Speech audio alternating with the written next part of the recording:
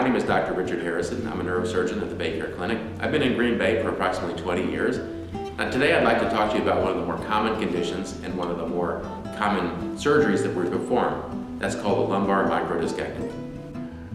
A lumbar microdiscectomy is typically performed for a herniated disc. A herniated disc can cause compression of the nerve root, which we see in this model here.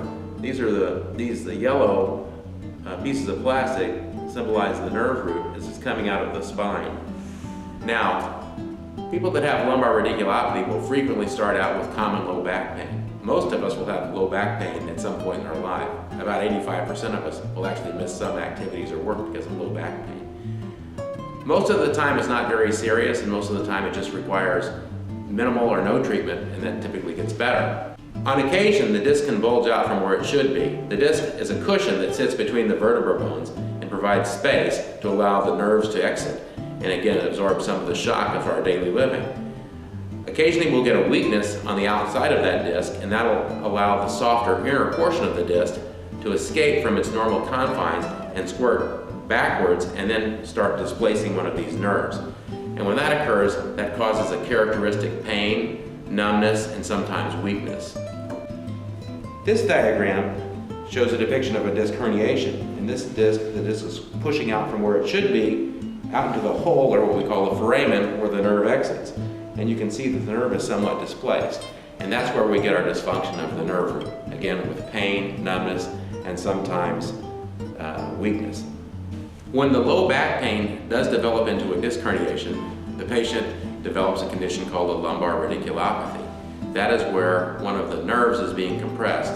The radiculopathy part is the clinical term we use for that nerve being sick, or in this case being sick from compression.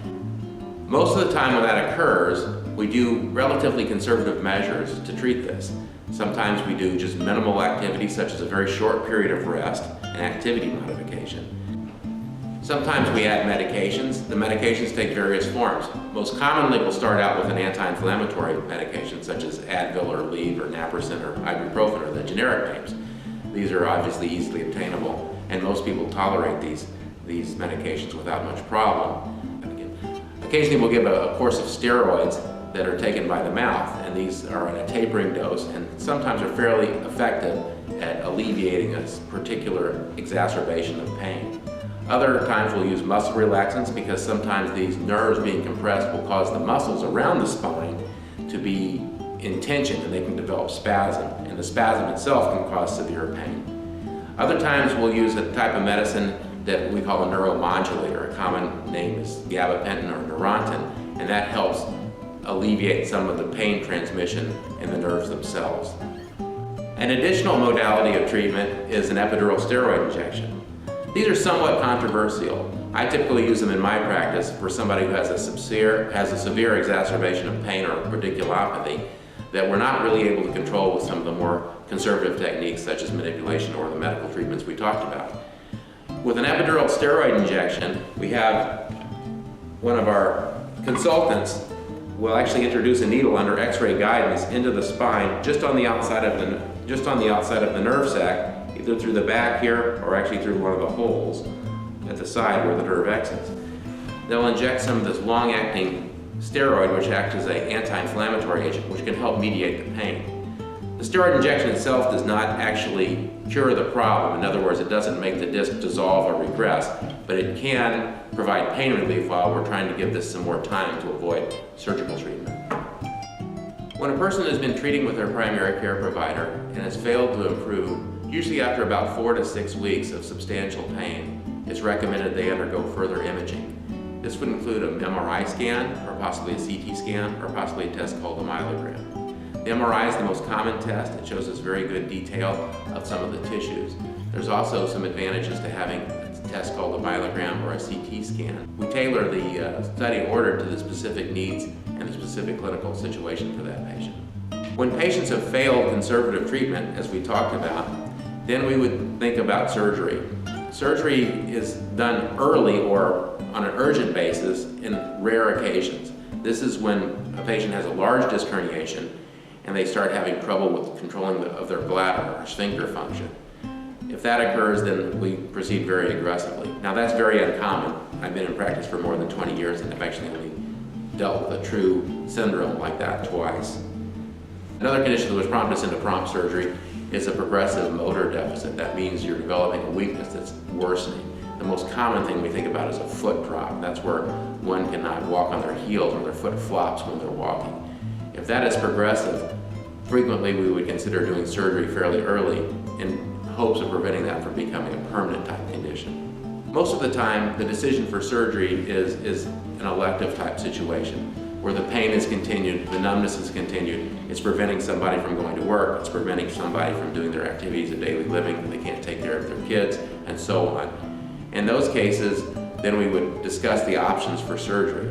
The most common option we use to treat a herniated disc is a procedure called a microdiscectomy. The microdiscectomy is a small procedure that's almost always done on an outpatient basis. With a microdiscectomy, what we do is we expose the spine by making a small incision of approximately 1 inch to 1.5 inches. We'll use some small retractors to get us access to where we need to be. Under a microscope frequently, we will drill a small window in the bone and we'll take a little bit of the connective tissue. We'll be able to see the nerve root that's being compressed. We'll gently move that nerve root away and then we'll find that piece of disc that's compressing the nerve. And then we would remove that piece of disc with some instruments we have available in the operating room. That decompresses that nerve, and typically the nerve tends to recover fairly well. When somebody goes home from an operation like this, typically we'll give them a small amount of narcotic pain pills. Usually we inject some local anesthetic into the muscles and tissues around where the surgery site is, and that controls the pain very well for a short period of time. When the pain is returning, we'll either use again some anti-inflammatory pills, which we discussed earlier, or again a prescription for some narcotic pain pills like Narco. Those are typically helpful, and we would rarely have to use medication stronger than that for this type of procedure. The operation typically takes about an hour. The patient usually gets to the hospital about 1.5 hours to 2 hours before the procedure. They'll be prepped by the anesthesiologist and the nursing staff in the operating room. And then we go back to the operating room, the procedure is performed. When it's completed, they go to a recovery room where they wake up and they're monitored closely. And then we'll go to a second stage recovery room where they'll meet their family again. We'll get them something to eat. We'll make sure they're up and moving. We'll make sure they're able to use the restroom and make sure they're able to be reasonably comfortable. When their pain's well controlled and we're satisfied with their progress, almost all patients go home the same day. When you get home, we want you to do light things around the house. We do want you to walk. We do want you to do just general minimal activities such as that. We don't want you to just lay in bed all the time. Prolonged sitting is also not advised. We do want you to vary your position. I do get questions as we see a lot of patients from out of town. It's reasonable to take a 2-hour car trip or so to get home, but we do want you to get out of the car or so once maybe and walk around if you can. And that kind of makes things a little more, loosens you up a little bit. Post-operatively, when the disc surgery is completed, the patient may experience immediate resolution of their leg pain. Some people have pain that lingers for a while. There also is a subgroup of patients that will have a basic honeymoon where they'll have the pain will resolve, and then as the nerve's basically waking up, the nerve will be irritated, and then some of the leg pain can come back, and then will diminish over a period of time. That's very common. It's very individual as to how the nerve reacts after you take the pressure off. It has to do with how long the pressure was there, the age of the patient, whether they have diabetes or other conditions that may affect the healing of the nerve root. The lumbar microdiscectomy is a very common procedure and is performed very safely every day. There are complications with any surgery, and the lumbar microdiscectomy is not an exception. While these complications are uncommon, they do occur, and the patient should be aware of them. One complication that can occur is a recurrent disc herniation.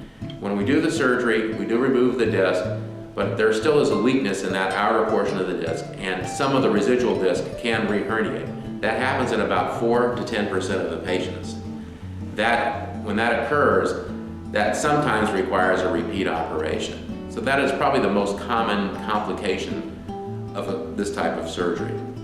Rare complications include actual damage to the nerve root. When the nerve is being moved over or gently retracted to expose the disc that's compressing the nerve root, then there's a small possibility of permanent damage to the nerve. There's there's a small possibility of a spinal fluid leak, this rarely has to be treated with another surgery. There's a very small chance of infection. We have well less than 1% of patients will get an infection from this procedure. If that occurs, sometimes it has to be treated with intravenous antibiotics. With any surgery, there are very small chances of other complications such as reactions to anesthesia, which are increasingly rare. There's even a chance of having a surgery at a wrong site. When we do perform the surgery, we do take intraoperative x-rays, but sometimes the anatomy is difficult to interpret, particularly in larger patients. We're particularly careful about that, and it's a very rare occurrence, but it's not something that's unheard of. Patients will frequently ask, what's the recovery? And again, the recovery is gradual, and the recovery is independent. Again, it depends on the general age, physical condition of the patient, how long they've had the symptoms, and how long, and their general occupation. We do talk about getting back to normal activities. These include just walking around the house, taking care of themselves. For the most part, people are able to be by themselves the next day. Occasionally it's nice if somebody's in a weaker condition to have somebody help for a few days, but for the most part, people are able to get around. We discussed driving, and driving can typically be done 1 to 2 weeks after surgery. Now, various surgeons vary their recommendations on that, but that's a general guideline. With return to work, we discussed various job types. If somebody does an office type situation where they're primarily sitting, I do think it's reasonable to get back to work when they feel like it. That would, though, involve maybe starting at half days and then increasing hours as tolerated. We do talk about varying your positions. Now, it's common now to have some standing desk in offices, and frequently that's helpful for somebody who's recovering for surgery, and it's a good idea in general, I think. This prevents prolonged sitting, which does increase the pressure within the disc. So that's something to think about for somebody who's had this type of surgery or has had a disc herniation in general. Other occupations, such as heavy labor, may take 6 to 8 weeks.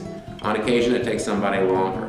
Again, it depends on the general condition of the lumbar spine itself. But if it's a simple discectomy with no other factors, such as multi-level disc degeneration, most people can get back to a normal line of work in a relatively short period of time. So why does somebody get a lumbar radiculopathy? Why does somebody get a disc herniation?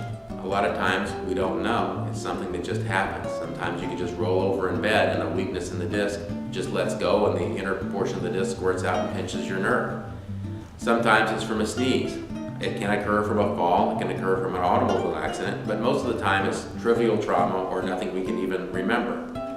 There are risk factors to getting these disc herniations. We know that cartilage is different in certain people, and we know that this is related to genetics. Some people's family have weaker cartilage than others, and they're more tend to disc herniations and disc degenerations. We can't really change our genetics, but we can change other habits such as smoking. Smoking is a major risk factor for disc degeneration and a disc herniation. We also know that smokers need more spine surgery, and we also know that they don't do as well as non-smokers when they do have spine surgery. So that's another major reason to stop smoking.